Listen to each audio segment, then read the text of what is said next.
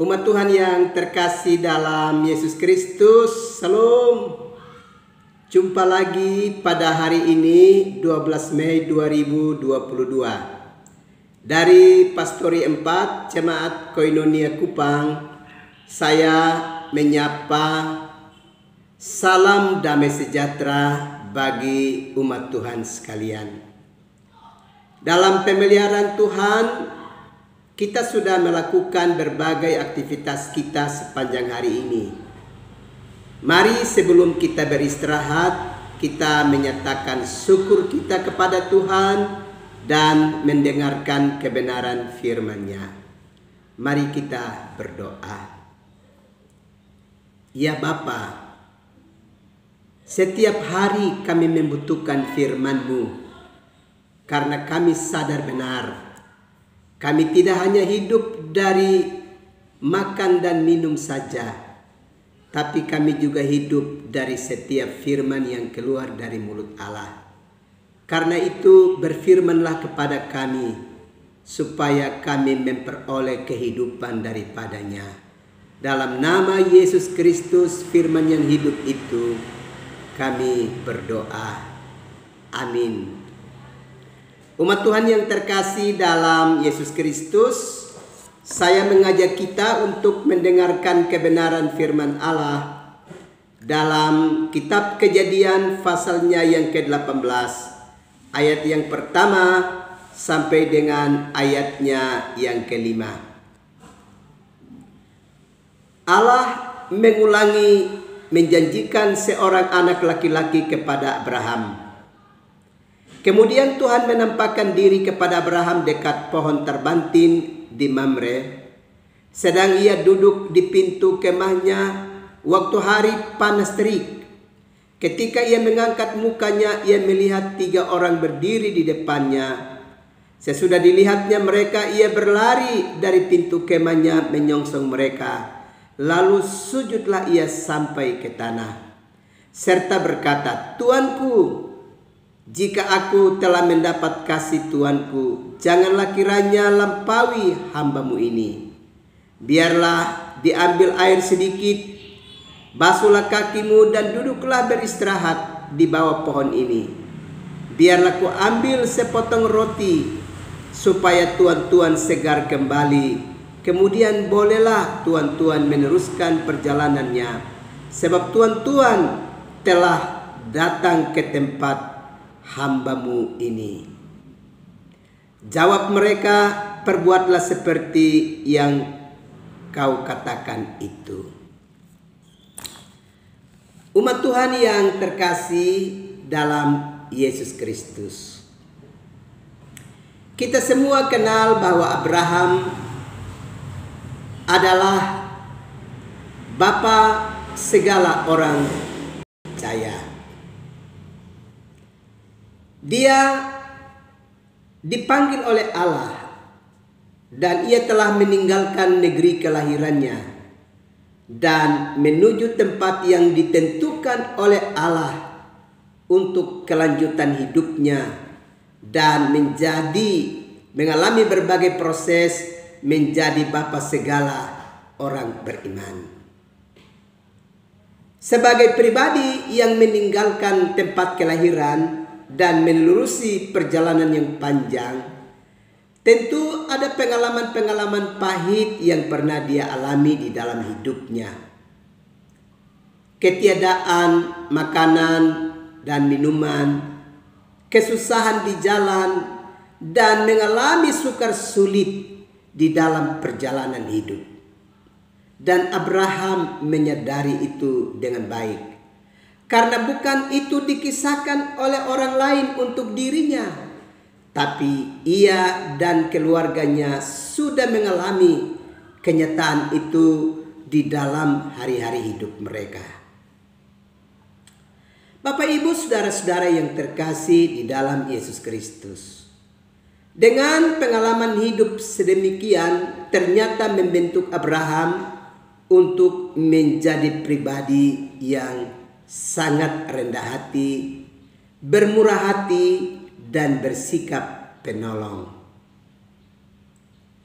Itulah sebabnya ketika dia melihat ketiga orang yang memasuki wilayahnya, dia tahu bahwa mereka adalah orang perjalanan.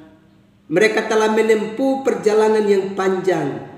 Dan dari pengalaman hidupnya sendiri, bahwa perjalanan seperti itu melelahkan. Bahkan tentu mereka ada dalam keadaan haus dan lapar. Itulah sebabnya ia segera menjumpai mereka dan menyapa mereka.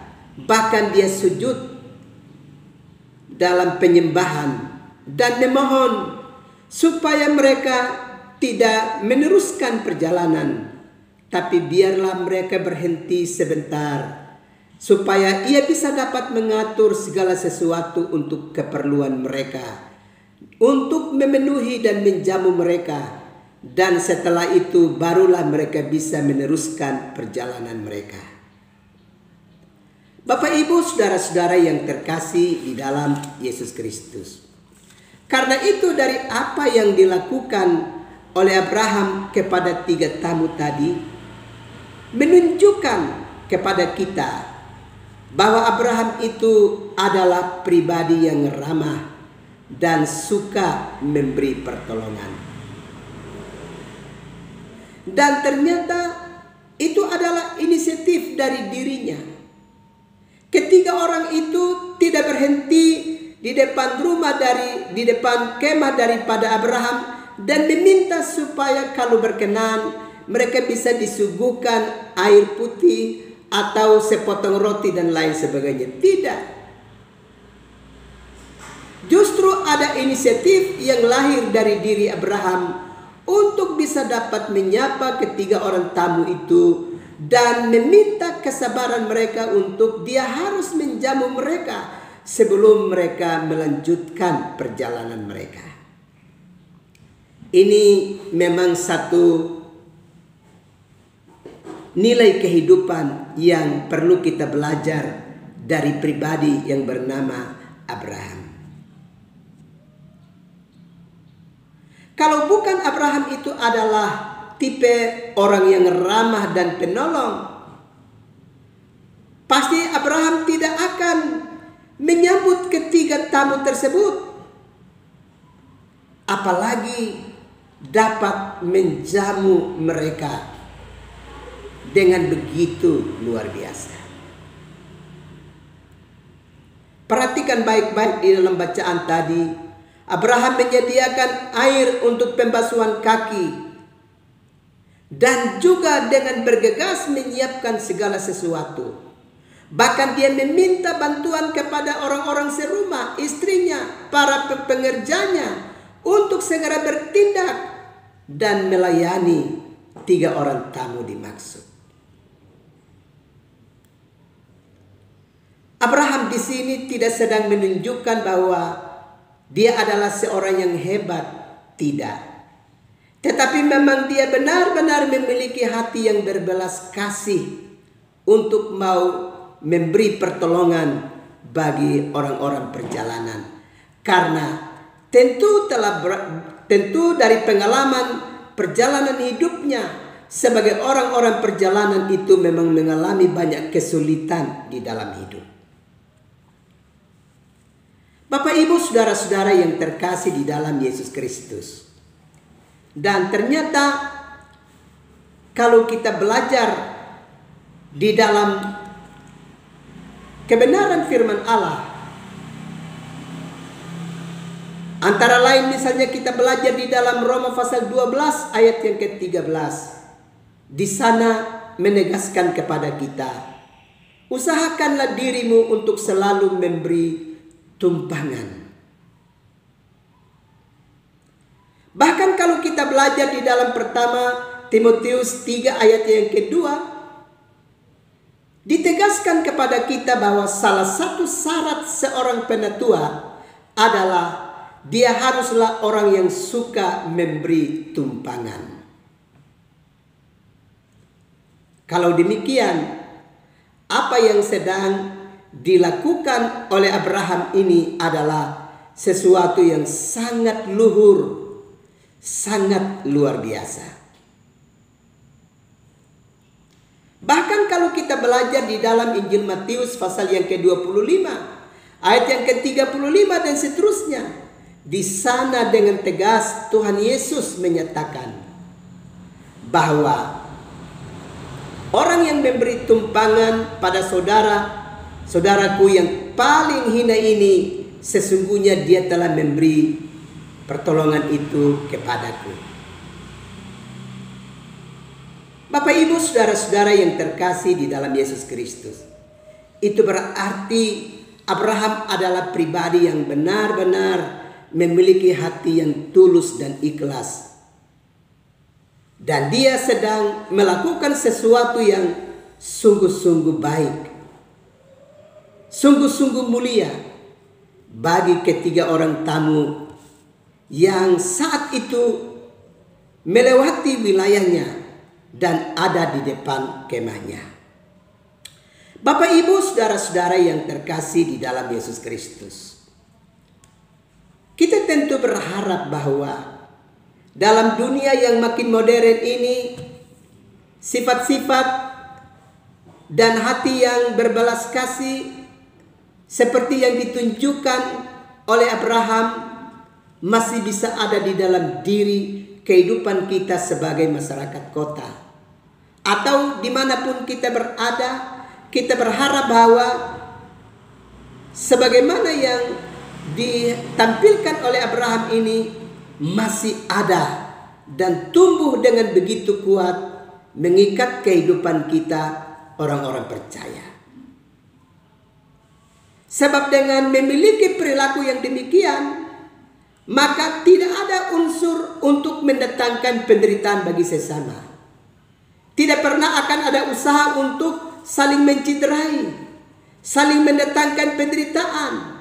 Justru dengan tindakan yang dilakukan oleh Abraham ini adalah sebagai keadaan di mana sikap hidup yang demikian itu mengikat satukan segenap umat percaya. Dan itu akan menghadirkan suasana damai, keadaan yang nyaman bagi setiap umat manusia.